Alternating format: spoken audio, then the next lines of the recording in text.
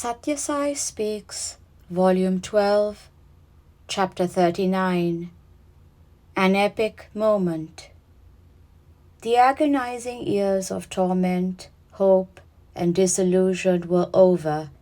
The moment of decision had come, though now it was sought by the sharp edge of the sword and not the soft words of Lord Krishna. The armies gathered by the Kauravas from their kingdom and from their allies were standing face to face with the forces of their Pandava cousins. Cavalry, chariotry, elephantry, and infantry, eager to start the destruction of the enemy, the chief actors all dressed and equipped for the fray. Conches were blown, trumpets rent the sky with their blare. The air was tense with hope, fear, anxiety, and anger.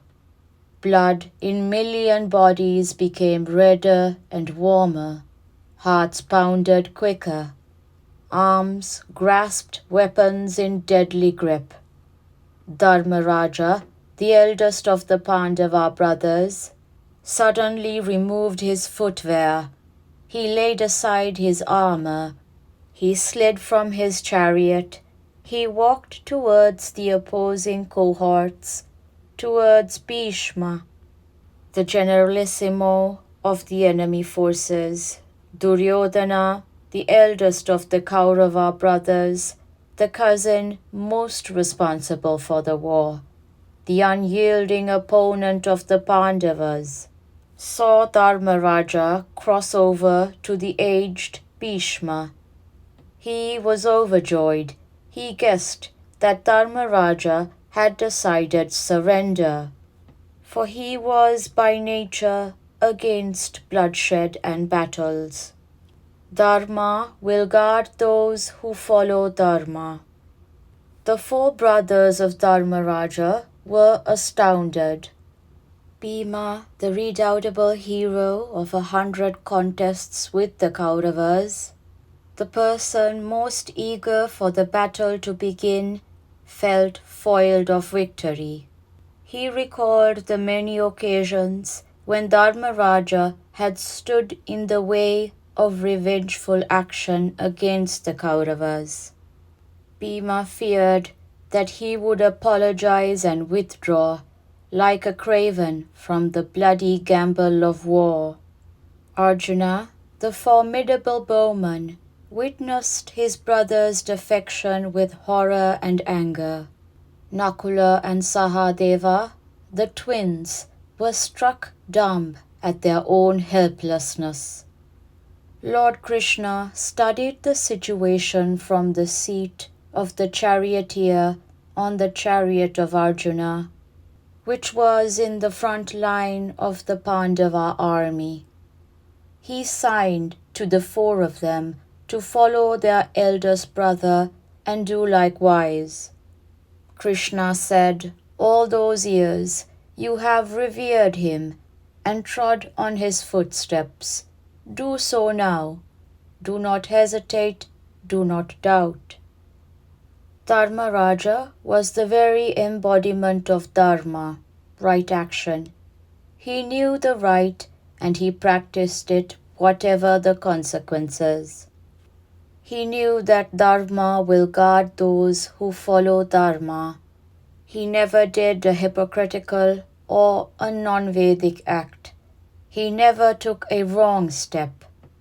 He went straight to Bhima and fell at his feet.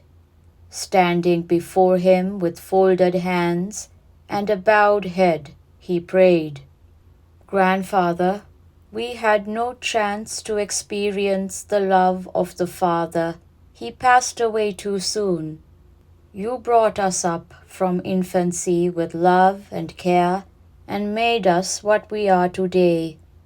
We have no fight to fight against you.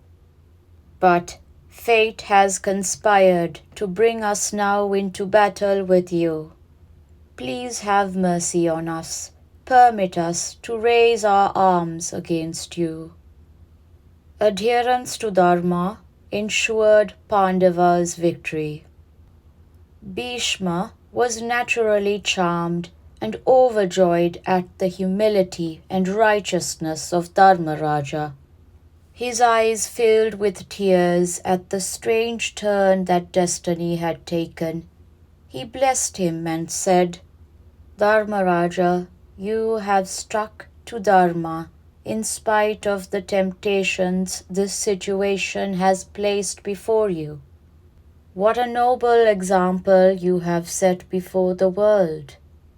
This Dharma that you follow will itself give you victory."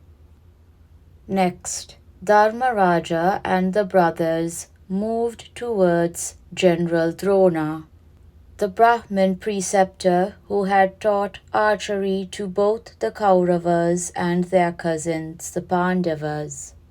Dharmaraja fell at his feet too and prayed, "Highly revered preceptor, we five are your pupils. How can we rightfully take up arms against our preceptor? The times have indeed gone awry. Pardon us for this wrong.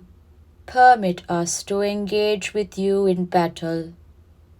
Drona, the Acharya, was visibly moved by this appeal. Ah, how great and good this Dharmaraja is!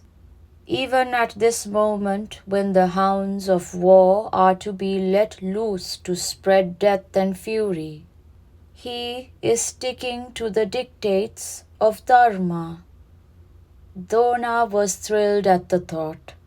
He clasped Dharmaraja in his arms and said, "Son, you are dearer to me than Ashwatthama, for I am drawn to him only by duty, whereas I am drawn to you by love.